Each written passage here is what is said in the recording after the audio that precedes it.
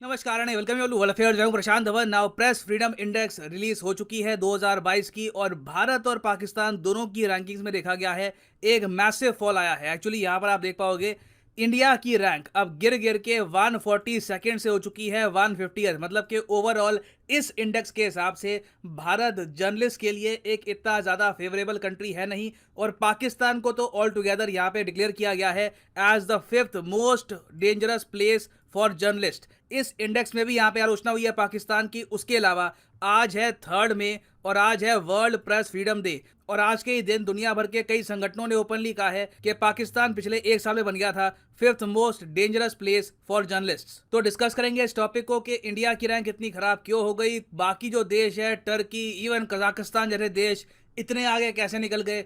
Discuss करेंगे, बहुत कुछ आपको जानने को मिलेगा। मगर आगे बढ़ने से पहले आपसे एक क्वेश्चन पूछूंगा। क्वेश्चन यहाँ पर यह है कि रिपोर्टर्स विदाउट बॉर्डर्स के हेडक्वार्टर्स कहां पर लोकेटेड है। तो सही उत्तर इसका आपको बताना है कमेंट सेक्शन में। जो लोग सही आंसर देंगे मैं कोशिश करूंगा उनकी कमेंट को हार्ट देने का। वैसे जो सही आंसर है क्वेश्चन का मैं आपको वीडियो के एंड में बता ही दूंगा ना। यहाँ पर आप देख पाओगे जो मेन कंट्रीज है इस लिस्ट में, इनकी रैंकिंग आपको दिख जाएगी। टॉप पे आप नोटिस करोगे आपको मिलेगा नॉर्वे, स्वीडन, डेनमार्क, इन 3 कंट्रीज का ग्रुप। आप नोटिस करोगे कि चाहे हैप्पीनेस का इंडेक्स हो, कोई और इंडेक्स हो, दुनिया भर के इंडेक्सेस में जो भी पॉजिटिव इंडेक्स है वहां पे नॉर्वे, स्वीडन, डेनमार्क, ये तीनों देश आपको टॉप पे मिलेंगे। कभी कभी फिनलैंड भी यहाँ पे ज्वाइन कर लेता है। और इंटरेस्टिंग बात मैं आपको ये बताऊं कि जैसे ही ये इंडेक्स रिलीज हुआ है आज के ही दिन हमारे देश के प्राइम मिनिस्टर भी कहां पर है, डेनमार्क में है। यहां पर आप देख पाओगे डेनमार्क में प्राइम मिनिस्टर मोदी का स्वागत किया है। डेनमार्क की प्राइम मिनिस्टर ने खुद बिल्कुल एयरपोर्ट पे आके खड़ी हो गई, क्योंकि पीएम मोदी की जो विजिट है ये इन सब कंट्रीज के लिए, नॉर्डिक कंट्रीज के लिए काफी इंपॉर्टेंट है, जहां पर Finland, Sweden, Norway, Iceland, Denmark ये सब शामिल हैं। गुजर रहा है और ऐसे समय में प्रधानमंत्री के इस दौरे को लेकर हिंदुस्तान ही नहीं बल्कि दुनिया भर की नजरें लगी हुई हैं और खुद तमाम वरिष्ठ लोग इस वक्त वहां पर मौजूद हैं प्रधानमंत्री का इस्तकबाल करने के लिए। और ये सबसे महत्वपूर्ण चीज़ कि किस तरीके से डेनमार्क की हैं वो खुद प्रधानमंत्री नरेंद्र मोदी को रिसीव करने के लिए पहुंची हैं। तो ये तो हो गए यहाँ पर topper countries, Norway, Denmark, Sweden, तीनों कंट्रीज के लीडर से पीएम मोदी मिलेंगे इन डेनमार्क। आगे आप अगर देखोगे तो भारत की रैंक काफी वरिंग है। भारत को अब इन्होंने पहुंचा दिया है इस लिस्ट में 150th पर। और टू बी ऑनेस्ट थोड़ा सा अजीब है, क्योंकि मैंने जब ये नोटिस किया कि इंडिया के आगे कौन कौन से देश हैं, a lot of times this list did not make sense. अब फॉर एग्जाम्पल आप अगर इंडिया से ऊपर जो कंट्रीज हैं उनको देखो तो इंटरेस्टिंगली टर्की को इन्होंने इंडिया से ऊपर रखा है। इंडिया की रैंक पिछले साल थी 142, टर्की की रैंक आप अगर देखो तो पिछले साल 154 के आसपास थी। इस बार इन्होंने 4 पायदान की इंप्रूवमेंट करी है। अब इंप्रूवमेंट भी किस बेसिस पे करी है, it does not make sense, क्योंकि टर्की में आप अगर देखो तो कई जर्नलिस्ट पे अटैक हुए हैं। यहां पर आप देख पाओगे मार्च 2022 का आर्टिकल है, स्वीडन का आर्टिकल है। यहां पर लिखा है कि एक पत्रकार जो टर्की से भागकर स्वीडन में रह रहा था, वहां पर स्वीडन में रहकर भी उस पर अटैक हुआ। यहां पर आप देख पाओगे ये इनकी फोटो है, और ये एक एग्जाम्पल नहीं है। जो भी पत्रकार टर्की में रहकर एर्दोगान की आलोचना करता है उसको ये टर्की से डरा धमका के भगा देते हैं। फिर टर्की के बाहर जाकर अगर वो पत्रकार फिर भी एर्दोगान के खिलाफ लिखे तो उस पर इस तरीके से अटैक होते हैं। यहां पर आप देख पाओगे एक और एग्जाम्पल है जुलाई 2021 का, exile Turkish journalist attacked outside home in Germany. पहला स्वीडन में हुआ, फिर जर्मनी में, फिर कुछ और एग्जाम्पल है डेनमार्क, नेदरलैंड्स, वेरियस कंट्रीज में। लिटरली एर्दोगान की पार्टी के जो गुंडे हैं ये जर्नलिस्ट को ढूंढ ढूंढ कर मारते हैं। मगर फिर भी हमारे यहाँ ऐसा तो कभी देखा नहीं हुआ कि कोई जर्नलिस्ट हमारे देश से एग्जाइल करके बाहर निकला हो और वहां पे भी उस पर अटैक हो रहे हो। तो दिस इज क्वाइट स्ट्रेंज कि टर्की की हालत इतनी खराब है तब भी इन्होंने टर्की को ऊपर रखा है।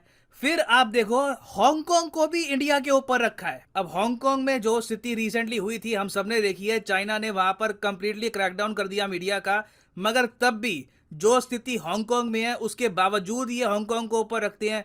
It is very strange. फिर इवन सोमालिया को भी इंडिया के ऊपर रखा है। सोमालिया एक ऐसा देश जहां से पायरेट्स निकलते हैं। अपने आप में ये कंट्री आज के समय टूट चुका है, आधे कंट्री में सिविल वॉर हो रही है, मगर तब भी इस कंट्री को इंडिया के ऊपर रखा है। फिर आप सबको याद होगा कजाकिस्तान में रिसेंटली किस तरीके से इंटरनली कितना वायलेंस हुआ था। एक बार को रशिया को अपनी आर्मी भेजनी पड़ी कजाकिस्तान में ताकि सिचुएशन कंट्रोल में आ जाए। और उस टाइम हम सबको ये बात याद है कि कजाकिस्तान की सरकार ने न्यूज वेबसाइट्स को ब्लॉक कर दिया था, जो जर्नलिस्ट हैं इनको डिटेन कर दिया था ताकि पूरे देश में जो प्रोटेस्ट हैं ये कंट्रोल में आ जाएं। मगर तब भी कजाकिस्तान की रैंक 122, इंडिया की रैंक 150। तो काफी जगह मैं कहूंगा जो रैंकिंग सिस्टम है does not really make a lot of sense. अगर आप करंट सिनेरियो के हिसाब से भी देखो, मैं ये यहाँ पर बिल्कुल नहीं कहूंगा कि इंडिया की रैंकिंग यहाँ पर ये जो बहुत ज्यादा डेवलप्ड कंट्रीज हैं, जर्मनी, फिनलैंड, नॉर्वे, यूएस, इनके आगे होनी चाहिए, मगर क्लियरली जो ये 150 की रैंक इंडिया को पकड़ा दी है, इसके पीछे रीजन इतने स्ट्रांग है नहीं। अब यहाँ पर आप कहोगे मगर जो ये प्रेस फ्रीडम इंडेक्स है ये लोग कैलकुलेट कैसे करते हैं? देखिए, जो पूरा प्रोसेस है इतना ट्रांसपेरेंट है नहीं। ये लोग कहते हैं कि ये क्वेश्चनियर तैयार करते हैं, बेसिकली कागज तैयार करते हैं, वहां पर कुछ क्वेश्चंस होंगे, ये क्वेश्चन ये देते हैं उस कंट्री के पत्रकारों को। कौन से पत्रकार होते हैं, कितने पत्रकार हैं, उसके बारे में कोई डिटेल्स निकलती नहीं है। बस सिंपली ये काफी आप कह लीजिए ओपेक प्रोसेस है जिसके बारे में दुनिया को इतना पता नहीं है। उसके थ्रू ये यहाँ पर नंबर देते हैं कंट्रीज को और ये सिस्टम बना देते हैं। खैर, इंडिया के नीचे आप अगर देखोगे तो आपको मिलेगा रशिया 155 पर, और ठीक रशिया के नीचे आपको मिलेगा अफगानिस्तान, और अफगानिस्तान के नीचे आपको मिलेगा पाकिस्तान। अब पाकिस्तान की रैंक बिल्कुल खराब है, मगर पाकिस्तान की हालत इस इंडेक्स के हिसाब से अफगानिस्तान से भी खराब है। तो अगर मैं ये कहूँगा कि अगर आपको किसी इंटरव्यू में जस्टिफाई करना पड़े कि इस इंडेक्स की जो रैंकिंग है इसका रीजन क्या है, तो काफी जगह समझाना काफी मुश्किल हो जाएगा कि अफगानिस्तान, जहां पर तालिबान का राज है आज के समय, कोई इंटरनेशनल फ्लाइट वहां पे जाने को तैयार नहीं है। जर्नलिस्ट दूर की बात है, बीबीसी, सीएनएन के वहां पे कहाँ जाएंगे? उसको पाकिस्तान के भी ऊपर रखा है इस लिस्ट में। खैर, पाकिस्तान को आप अगर देखें तो मेन रीजन इनकी खराब रैंकिंग का यहाँ पे दिखाया गया है कि इमरान खान के टाइम में जो भी जर्नलिस्ट जो क्रिटिसाइज करते रहे पाकिस्तान को, उन पर लगातार अटैक किए गए हैं। और आप अगर नीचे स्क्रॉल करोगे तो प्राइमरली यहाँ पर मेंशन किया गया है हामिद मीर का। हामिद मीर एक बहुत ही सीनियर जर्नलिस्ट है पाकिस्तान के, और इमरान खान के टाइम में काफी बार सेंसरशिप भी करी गई थी इनके टीवी शो की, काफी इनको धमकियां भी मिली है, और बीच में पाकिस्तान में एक हैशटैग भी चला था, I stand with Hamid Mir. उसके अलावा आपको याद होगा इमरान खान के टाइम में एक और इन्होंने लॉ पास कर दिया था पाकिस्तान में, जिसके अंडर अगर कोई भी जर्नलिस्ट आर्मी की आलोचना करता है तो सीधा उस पर केस हो जाएगा, उसको जेल हो सकती है। और इसमें ऑनलाइन डेफेमेशन को भी डाल दिया गया था कि ऑनलाइन डेफेमेशन भी अगर पाकिस्तान में कोई करता है तो उससे भी 5 साल की जेल की सजा हो सकती है। अब पाकिस्तान का रीजन आपने देख लिया, अब इंडिया का रीजन ये वेबसाइट क्या बताती है?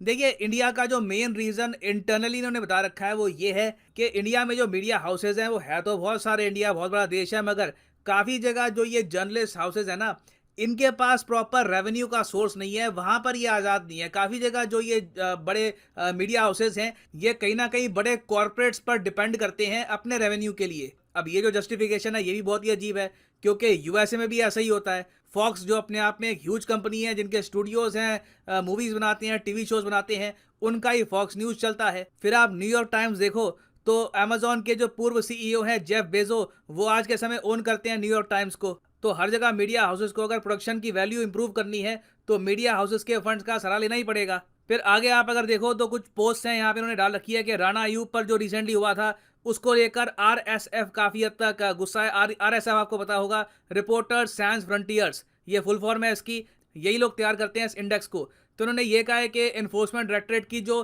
कार्रवाई चल रही है राणा अयूब पर, और उसकी वजह से रिसेंटली ये एक इंटरनेशनल कॉन्फ्रेंस में जब ट्रैवल करना चाहती थी तो बीच में इनको रोका गया कुछ समय के लिए। हालांकि इवेंचुअली ये कॉन्फ्रेंस में गई अटेंड करने के लिए, मगर कुछ समय के लिए जो इनको रोका गया वो खराब है। तो रीजन इन्होंने यहाँ पर ये सब दिए हैं।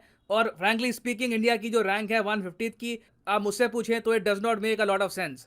और वैसे अगर हम बात करें वर्स्ट कंट्रीज की फॉर जर्नलिस्ट, तो यहाँ पर नंबर 180th पर आपको मिलेगा नॉर्थ कोरिया, फिर है एरित्रिया, और उसके ऊपर है ईरान, तुर्कमेनिस्तान और म्यांमार। चाइना की यहाँ पर रैंक है 175। ना वापस आते हैं अपने एमसीक्यू की तरफ कि जो हेडक्वार्टर्स हैं रिपोर्टर्स विदाउट बॉर्डर्स के, ये कहाँ पर लोकेटेड हैं? तो सही उत्तर इसका है ऑप्शन सी, पेरिस फ्रांस में आपको मिलेंगे हेडक्वार्टर्स रिपोर्टर्स विदाउट बॉर्डर्स के। याद रखिएगा, एग्जाम पर्सपेक्टिव से काफी इंपॉर्टेंट है।